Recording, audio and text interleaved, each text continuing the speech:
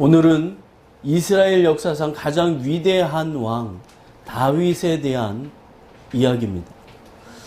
지금도 이스라엘 사람은 다윗을 가장 위대한 왕으로 생각을 합니다. 왜냐하면 이 다윗은요, 분열된 이스라엘의 안정된 통일 국가를 이루게 되고 그 통일 국가를 아주 굳건하게 세우는, 그래서 이 동서남북으로 이스라엘 땅을 확장시킨 왕인, 그래서 정치적으로 경제적으로 사회 문화적으로 최고의 가치를 있게 만든 그러한 디딤돌이 된 왕, 그 왕이 사울 왕이 다윗 왕이었습니다. 그래서 이 킹 데이비드는 이스라엘 역사상 가장 존경받는 왕이고요. 그리고 가장 위대한 왕입니다. 그런데 이 왕이 참으로 하나님의 나라에서 왕의 기름 부으심을 받고 세워지게 되죠. 그때가 10대입니다. 10대 때에 아버지의 권위 아래서 권위자의 그 어서리티, 그 컨트롤 안에서 그가 자라나면서 특별히 왕의 기름 부으심을 받게 되는데요. 다윗이 왕의 기름 부으심을 받을 때가 10대입니다.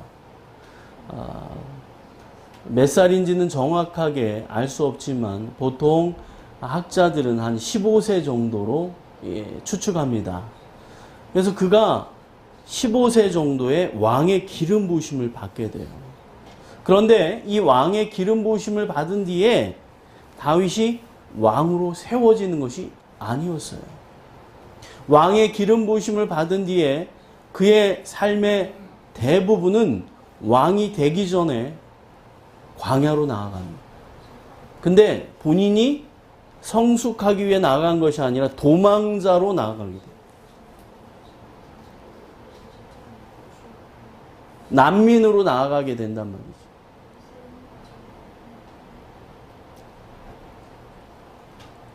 죽음의 위협을 느끼는 도망자로 그는 나아가요. 이스라엘의 왕이었던 사울 왕이 그를 죽이기로 결정하고 군대를 일으켜서 추격대를 조직해서 추격시키는 거예요. 그것을 피해서 광야로 나아간 거예요. 망명하는 것입니다. 근데 이 다윗과 함께 했던 아둘람의 400명의 공동체가 있었는데 그들은 특징이 뭐였는가 하면 환난당한 자였어요. 원통한 자였어요. 그리고 빚진 자였어요. 한마디로 세상에서 상처 입고 강도 만난 자였어요.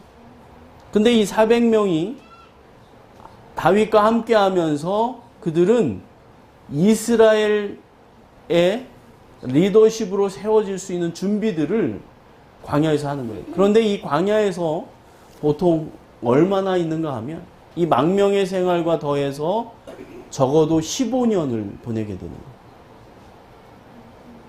다윗이 15년 동안 광야와 망명자, 도망자로 지내게 된 것입니다. 왕의 기름 부음을 받았는데 하나님이 왕으로 세우기로 결정하셨는데 그에게 준비된 것은 광야였습니다. 그가 나아가는 삶은 아무것도 보장되지 않는 도망자와 망명자와 그러한 정말 도망다니는 인생으로 그가 15년 정도를 보내게 됩니다. 그리고 하나님께서 30세에 유다 한 지파의 왕으로 세우십니다. 그 12지파 가운데 유다 한 지파의 왕으로 유다의 장로가 왕의 기름 부음을 받게 돼요. 그래서 유다의 왕이 돼요. 유다 지파의 왕이 돼요. 그것이 30세예요. 그리고서 유다의 왕으로 세워진 다음에 이스라엘의 왕으로 바로 되는 게 아니에요. 7년 6개월 동안 그는 유다의 왕으로 또 섬깁니다. 그리고 마침내 7년 6개월이 지난 37세에 그는 이스라엘 왕이 돼서 33년을 다스리게 됩니다.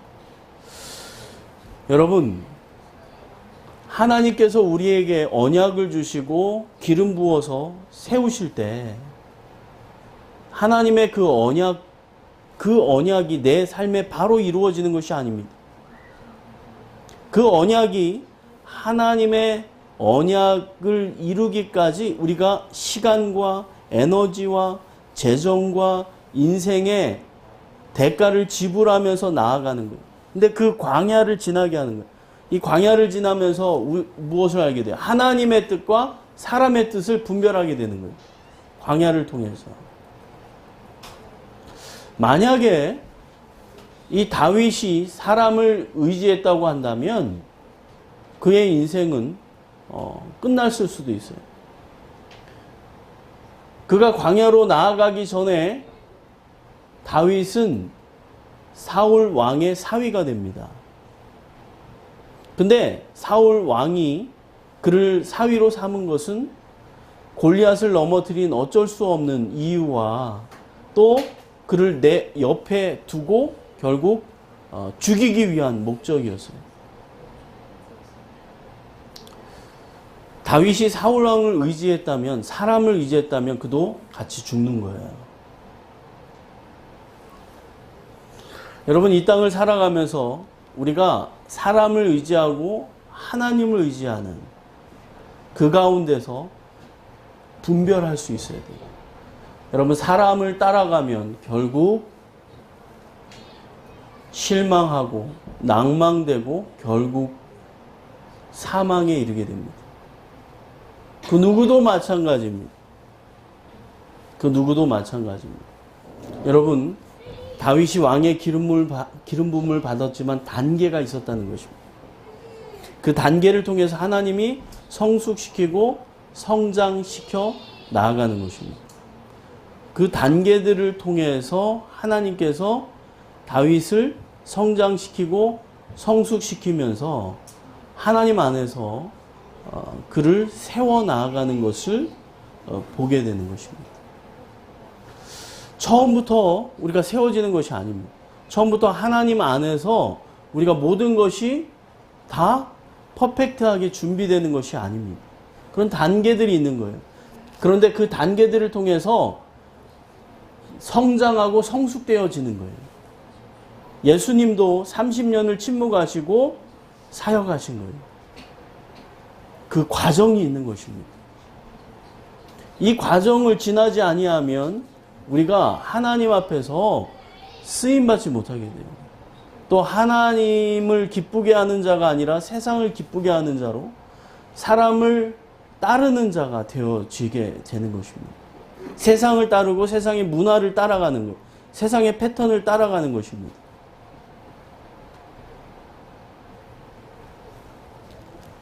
이 다윗은 그 시대의 문화를 거스르는 자였습니다. 그것을 거슬러 올라가는 자였습니다. 모든 사람이 지하철에서 다 내릴 때 타는 자였어요. 모든 사람이 예스라고 할 때 하나님의 뜻으로 아니라고 하면 노우라고 얘기할 수 있는 사람이었어요. 세상이 노우라고 얘기할 때 예스라고 얘기할 수 있는 사람이 바로 하나님의 사람들입니다.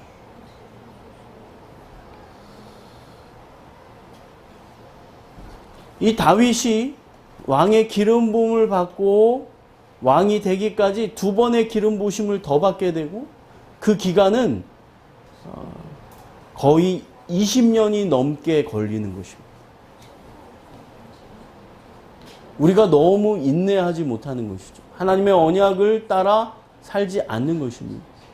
너무 인내하면서 그 시대의 세상의 문화와 세상의 관습과 사람을 따라가려고 하는 그런 경향들이 우리 가운데 생기게 되는 것입니다.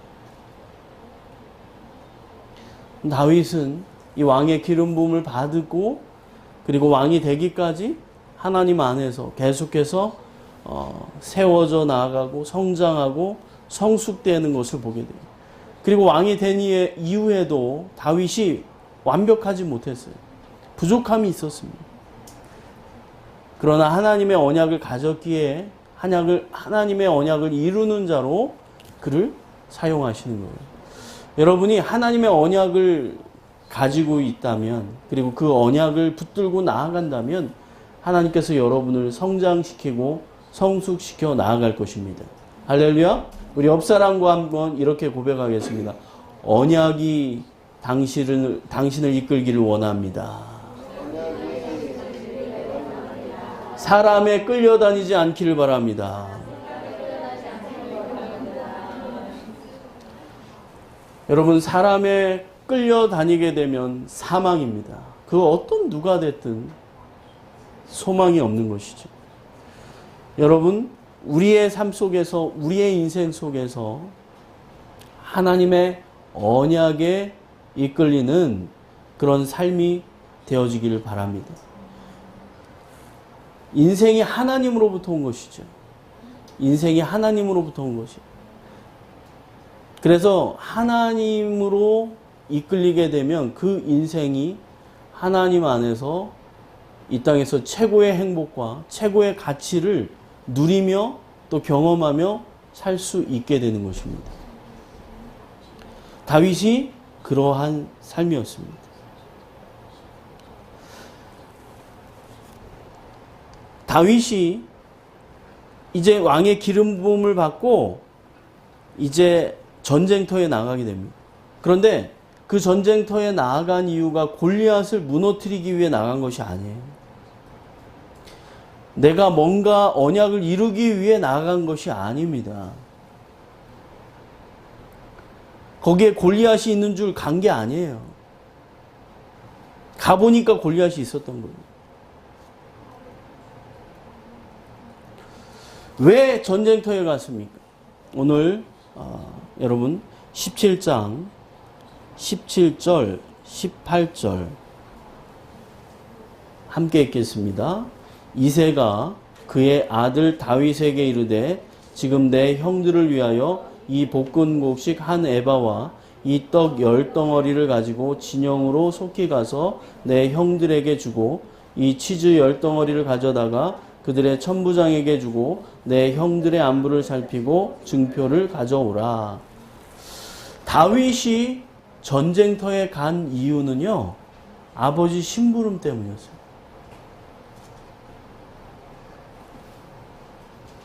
아버지의 심부름 때문에 볶은 곡식과 떡 10덩어리 그리고 치즈 10덩어리를 가지고 간 거예요. 볶은 곡식과 떡 10덩어리는 형들에게 주고 그리고 치즈 10덩어리는 그 형들의 상사에게 줘서 그 형들이 잘 지낼 수 있도록 선물한 거예요. 그거 들쳐매고 간 거예요. 여러분, 하나님의 역사는 작은 일에 충성할 때 이루어지게 됩니다. 하나님의 비전을 가진 자가 권위에 순종하여 나아갈 때 하나님의 역사가 일어나게 됩니다. 다윗이 내가 기름 부음 받은 자다. 나는 왕의 기름 부음을 받은 자다. 아버지지만 나한테 심부름 시키지 마십시오. 내가 왕이 될 몸이에요. 내가 이스라엘을 다스릴 자예요. 나에게 함부로 하지 마십시오. 나에게 심부름 같은 거 시키지 마세요. 그게 아니었어요. 다윗은 왕의 기름 부음을 받고 자신의 맡겨진 양의 목자로 그들을 치고요. 그리고 아버지 심부름을 가지고 그냥 떡덩어리, 치즈덩어리 그냥 메고 가는 거예요. 거기에서 골리앗을 만나는 거예요. 여러분, 하나님의 역사는요, 생각지 못한 곳에서 이루어지게 돼요. 예상치 못한 곳에서 이루어져요. 다윗이 골리앗을 만납니다. 그 골리앗은 누굽니까? 이스라엘 전체의 수치예요. 이스라엘 전체의 장애물입니다. 사울이 왕이 된 뒤에 이스라엘에서 최고의 용사들을 다 모아요. 최고의 스펙들을 다 모아요. 최고의 강한 용사들을 모아요. 그래서 자신의 군대를 형성해요. 그런데 40일 동안 그 골리앗 앞에 나가지 못하는 거예요.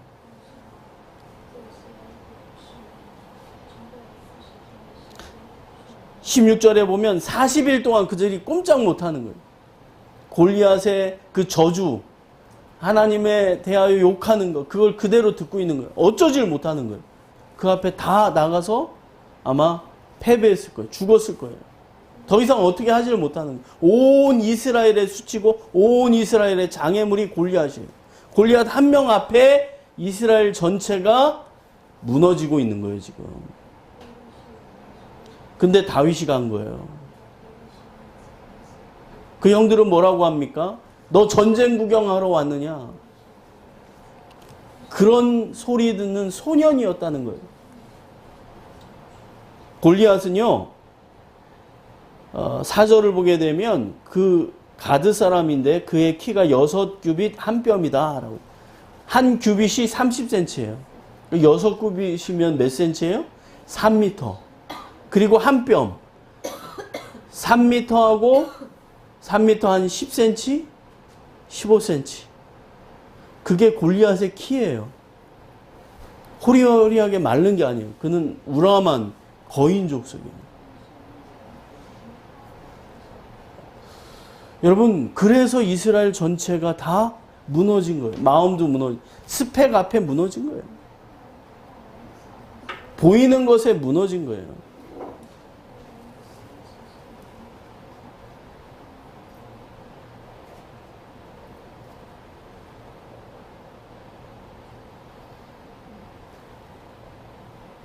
하나님의 일은 스펙으로 되는 것이 아니에요. 하나님의 일은 스펙을 준비되고 외모와 또 연봉과 그 모든 갖추어진 것으로 하나님의 일이 되어지지 않아요. 우리가 하나님의 비전을 갖고 나아가면 하나님께서 그 비전을 이룰 수 있는 그러한 삶으로 우리를 변화시키고 성장시켜 나아가서 스펙을 만들어 가도록 하시지만, 우리가 하나님의 언약을 갖지 않은 스펙은 하나님과 아무 상관이 없는 거예요. 아무런 상관이 없는 거예요.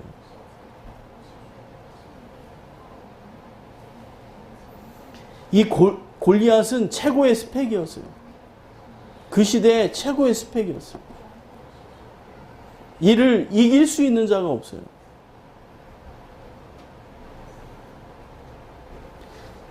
다윗이 골리앗과 전쟁하기로 결정합니다.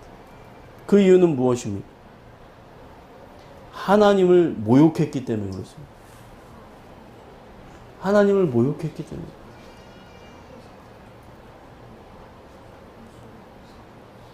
하나님의 이름을 더럽혔기 때문에 그렇습니다.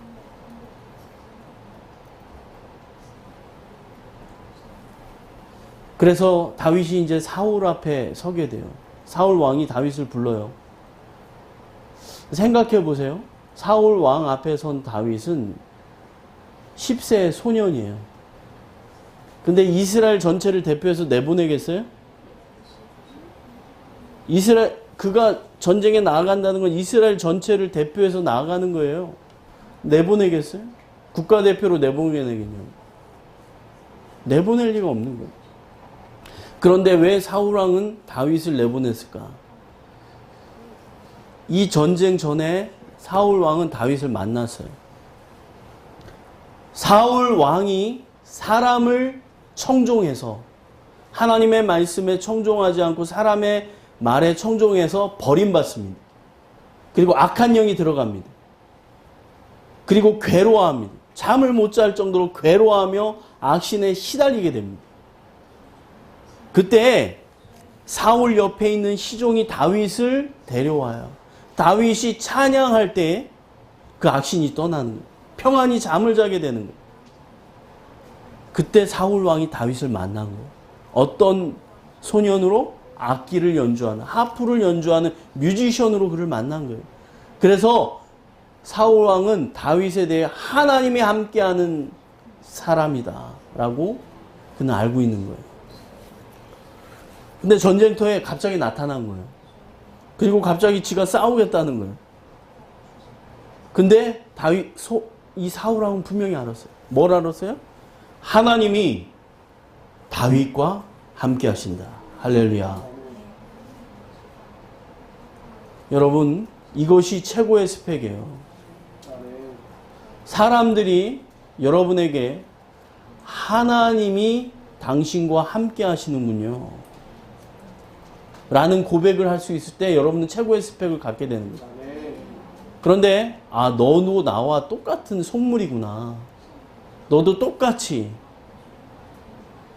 나랑 별로 다를 게 없구나. 자존심이나 세우고 네 기질이나 세우고 너 성공하려고 하고 좋은 아름다운 여자, 좋은 남자 만나서 그냥 그렇게 사는 게 네 인생 전부구나. 나랑 똑같구나. 다를 게 없구나. 여러분, 우리의 스펙은요, 하나님이 함께하는 것을 보여줄 때 가능한 거죠. 이번에 제가 호주 집회를 다녀오면서 첫날부터 하나님이 메시지가요, 강력하게 일어납니다. 제가 생각하는 것 이상으로 아주 강력하게 일어나는 거예요. 그 강력한 메시지 앞에 그리고 사역을 하면서 이번에 처음부터 끝까지 들은 이야기는 그 이야기예요. 하나님이 함께 하시는 집회였고 하나님이 함께 하시는 사람이고 하나님이 함께 하시는, 하나님이 기뻐하시는 그런 집회였다는 것이죠. 여러분, 우리의 삶 속에서, 우리의 인생 속에서 우리가 최고 추구해야 될 것은 뭐냐? 하나님이 너와 함께 하신다라는 말을 들을 수 있는 그 정도의 여러분의 영적인 성장과 성숙이 있어야 된다. 너도 똑같구나. 너도 보는 거 따라가는구나.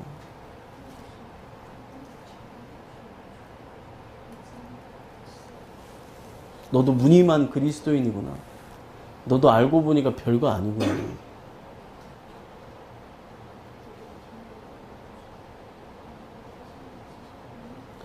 여러분, 하나님이 함께하는 사람, 그것이 우리가 갖추어야 할 최고의 스펙이에요.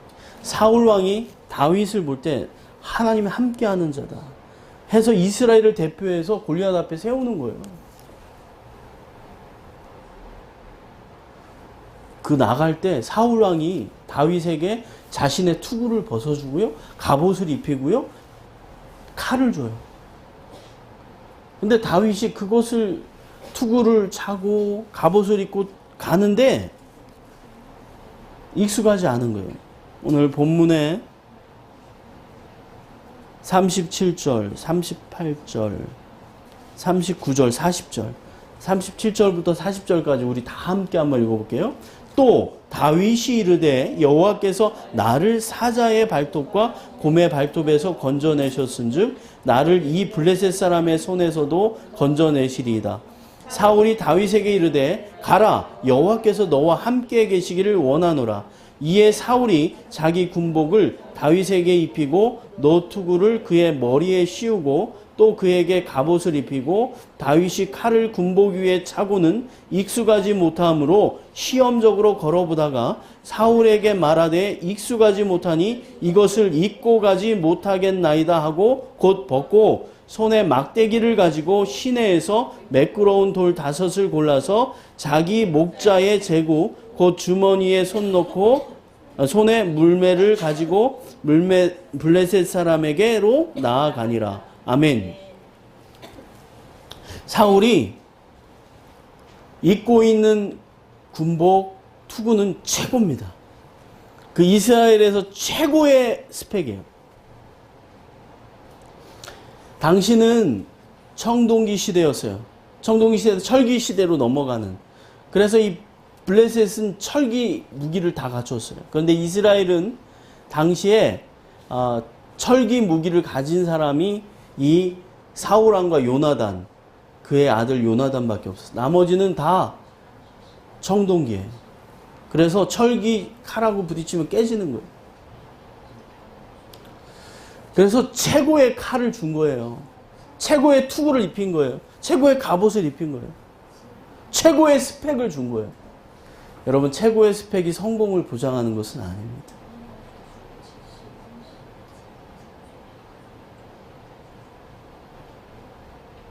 최고의 스펙이 행복을 보장하는 것도 아니고요.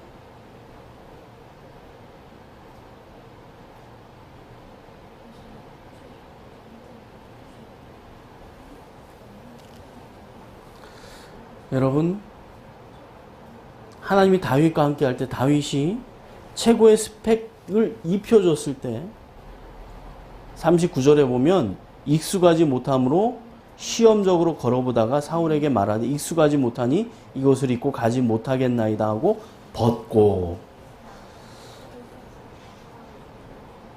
최고의 칼과 투구와 갑옷을 벗어버린 거예요. 최고의 스펙을 벗어버린 거예요. 그리고 나서 손에 막대기를 가지고 물맷돌 5개를 주머니에 넣었어요. 자신에게 익숙한 물맷돌 5개를 집어드는 거예요. 그리고 막대기를 가지고 가는 거예요.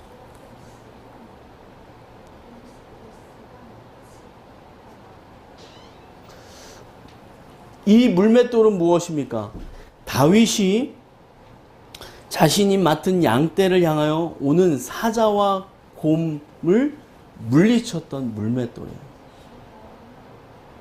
그들의 발톱과 싸웠던 막대기예요.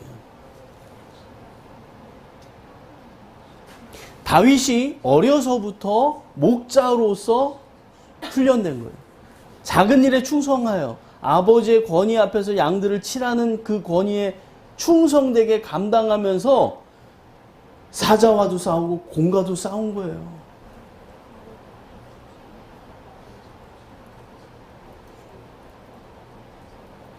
여러분, 우리가 하나님의 일을 할 때 의미 없는 일처럼 보이는 것도 있고, 내가 싫어하는 일도 있고, 내가 원하지 않은 일도 있어요. 그러나 여러분, 우리가 하나님께서 우리를 준비시켜 나아가는 과정 속에 필요하기 때문에 하나님께서 허락하시는 일들이에요. 하나님이 여러분을 사랑하시잖아요. 그래서 여러분에게 선한 일을 허락하세요. 특별히 하나님의 사람을 통해, 하나님의 공동체를 통해 여러분에게 선한 길로 인도하세요. 그것에 대한 감사가 있어야 되고, 그것에 대한 이끌림이 있어야 돼요. 왜 이 일을 나에게 시키는가? 내가 이런 일도 해야 되는가? 이거는 내가 별로 좋아하지 않는 일인데, 내가 좋아하는 일만 하는 거예요. 내가 원하는 일만 하는 거예요. 내가 할 수 있는 것만.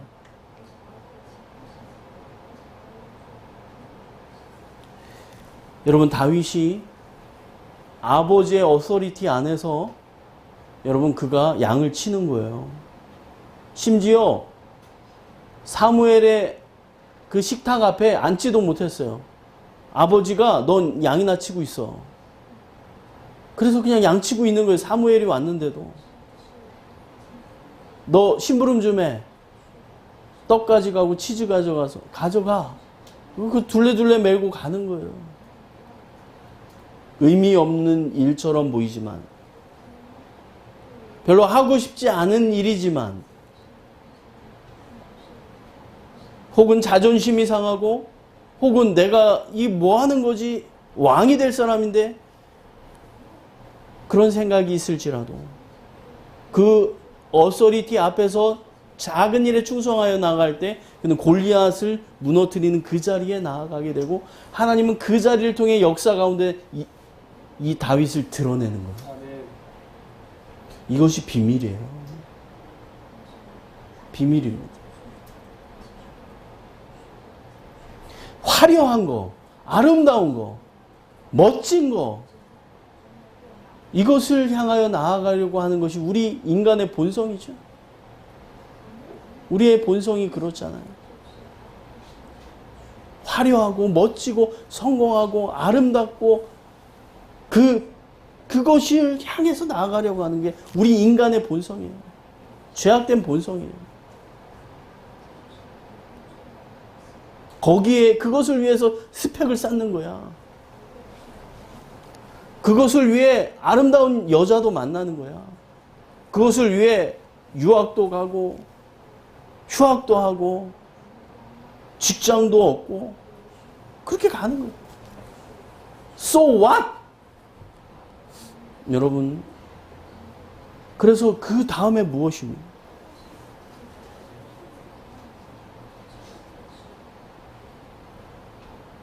여러분, 솔로몬이 이렇게 말합니다. 모든 것이 헛되고 헛되니 헛되고 헛되도다. 솔로몬은 어떤 사람이었어요?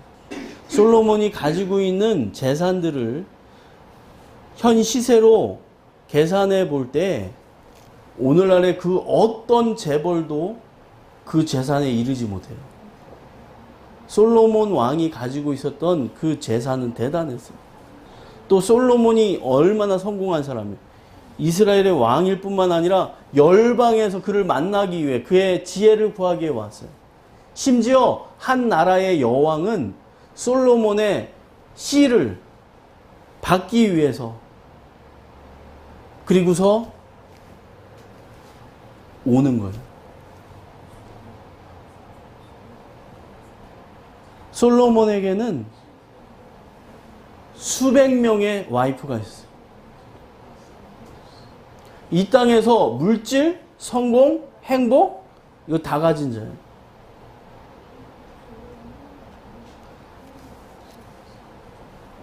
그가 말하면 믿을 만한 거예요.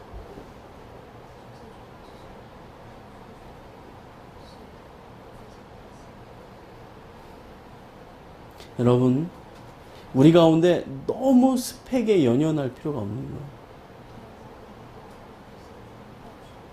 하나님의 언약이 있으면 스펙은 만들어져요. 아멘.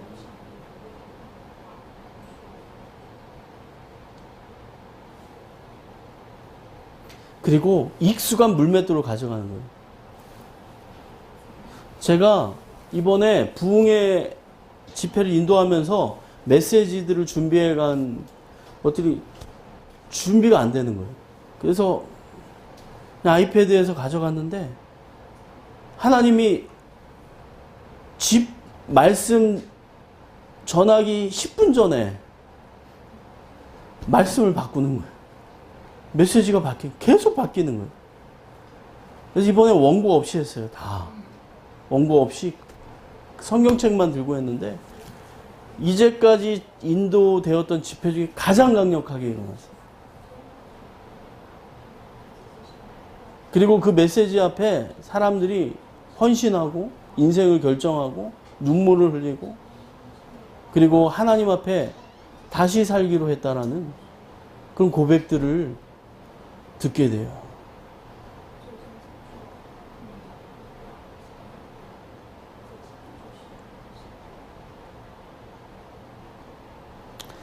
나에게 익숙한 물맷돌 5개. 그것은 영성과 지성, 전문성과 인격, 그리고 체력일 겁니다. 영성과 지성, 전문성과 인격, 그리고 체력. 이것이 5개 우리가 갖추어야 될 물맷돌이에요. 영역을 키워야 돼요. 하나님과의 친밀감 속에 나의 영역을 키워야 돼요. 영성이 있어야 돼요. 이 영성은 삶 속에 나타나는 영성이에요. 그리고 지성이 있어야 돼요. 그래서 여러분 책을 읽어야 돼요. 제가 잘 못하는 것 중에 하나, 공부를 논 지가 오래돼서 저도 책을 잘 못 읽는데 이제 결정했어요. 책을 더 읽어요. 리더십들은 내가 책을 다 읽힐 거예요, 이제부터. 빈 깡통이 되는 거예요. 맨날 기도만 한다고 하고 준비가 안 되는 거예요. 계속해서 말씀을 읽고 공부해야 돼요. 그리고 전문성과 인격이에요. 전문성이 생기게, 언약을 가진 자는요, 그 언약을 위한 전문성이 길러져요. 할렐루야. 나의 성공을 위한 전문성이 아니라, 나의 이 땅에서 스펙을 위한 전문성이 아니라 하나님의 언약을 성취하기 위한 전문성이어야 돼요.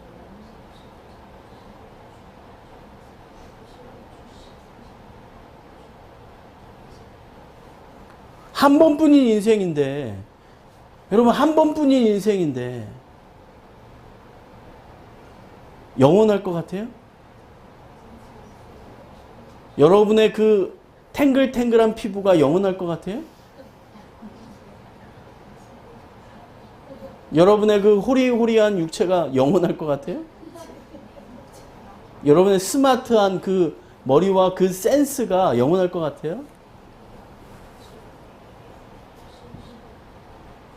스펙으로 여러분을 만난 사람은 여러분이 스펙이 없어질 때 여러분을 버립니다.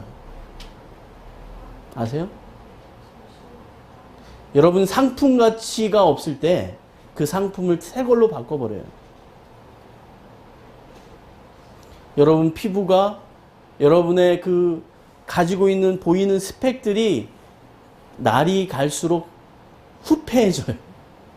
상품 가치가 없어져, 쉽게 말하면. 그러면 버리는 거예요.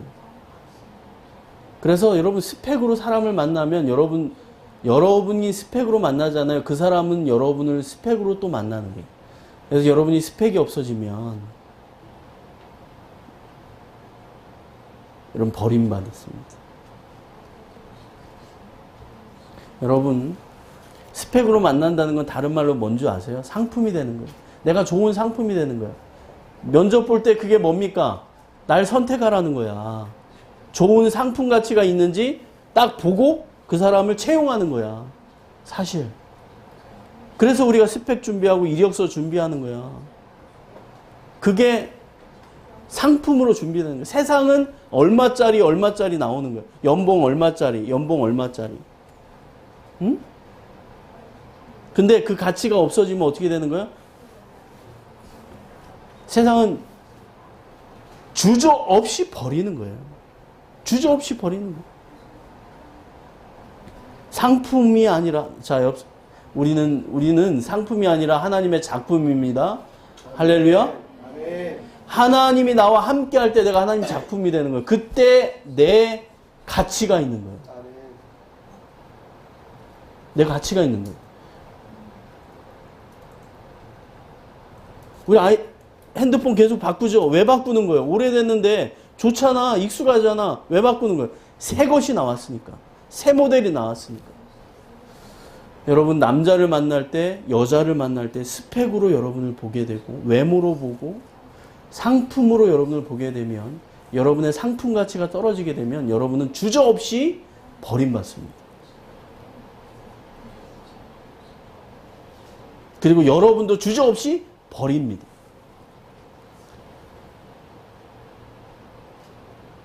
하나님이 함께하는 하나님의 작품이다 라는 것을 여러분이 알지 못하면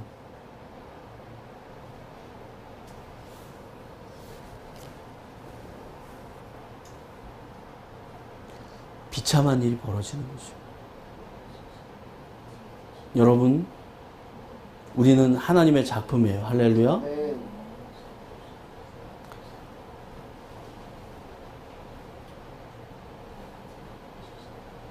중요한 것은 하나님의 언약을 따라가느냐 따라가지 않느냐. 하나님의 언약을 내가 향하여 나아가고 있느냐 나아가고 있지 않느냐 하는 거예요.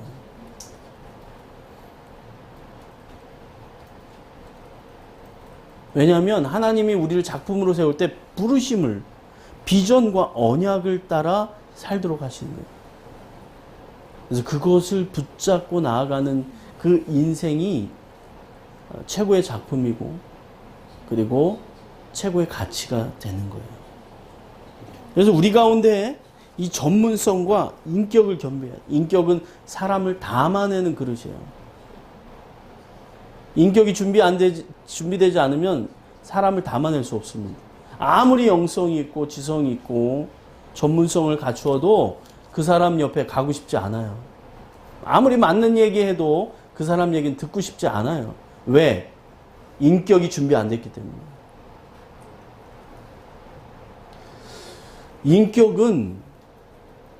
인격은 하나님의 성품인 거예요. 할렐루야. 여러분 착각하면 안 돼요. 지금 오늘날의 인격은 무엇입니까? 너도 옳고 나도 옳고, 너도 맞고 나도 맞고, 너도 구원받고 나도 구원받고 해요. 오늘날의 인격은요, 절대 진리는 없다는 거예요. 모두가 다 맞다는 거예요. 상대적이라는 거예요. 다 맞다는 거예요. 그래서 너가 그냥 선택하면 된다는 거예요. 너가 결정하면 된다는 거예요. 그냥 네 인생, 네 삶, 네가 결정해서 나아가는 거예요. 그럼 돼. 그게 포스트 모더니즘의 가르침이고 그 가운데 우리가 살고 있는 거예요. 하나님의 인격은요, 하나님의 성품은요, 진리와 비진리가 분명하고요. 빛과 어둠이 분명합니다. 하나님을 따라 살 것인가, 살지 않을 것인가 하는 것이 너무나 분명한 것입니다. 그 하나님의 성품을 갖는 것이 인격이에요. 사람한테 잘하는 것이 인격이 아니에요. 그러나 분명한 것은 우리가 사람을 대할 때 내가 1만 데나리온 빚진 자로 탕감받은 자로 모든 사람을 용납해주고 용서받고 용서할 수 있다라는 전제에서 사람을 대해야 되는 거예요.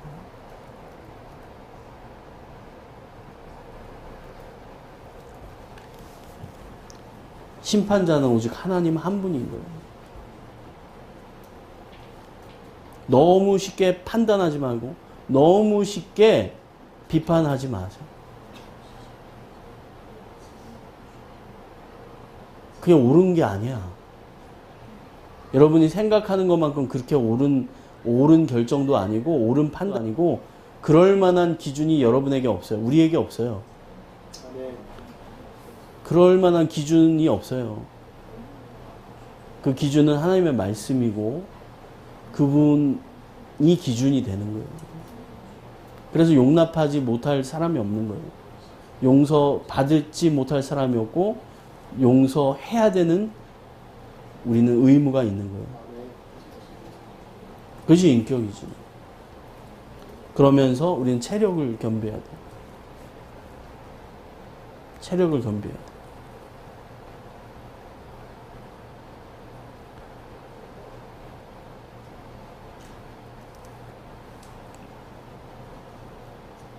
체력은 키워야 되는 것입니다.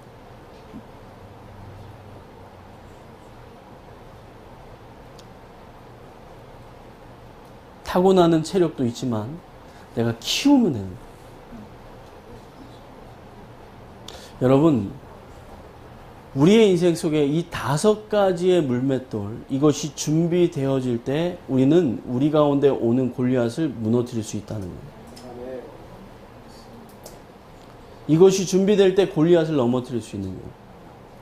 우리의 삶 속에 이런 골리앗은 계속 옵니다.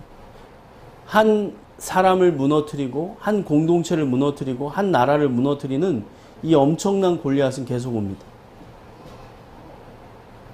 이것에 대하여 나아갈 때 우리 가운데 물맷돌이 없다면 우리는 무너지게 되는 거예요.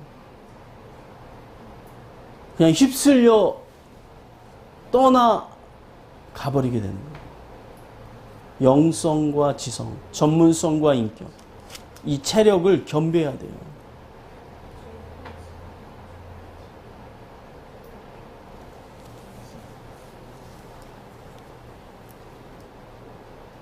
여러분, 우리 옆 사람과 다 이렇게 이야기하겠습니다. 이렇게 고백합시다. 옆 사람 보면서, 옆 사람 보세요. 옆 사람 보면서 이렇게 말, 다시 시작합시다. 다시 시작합시다.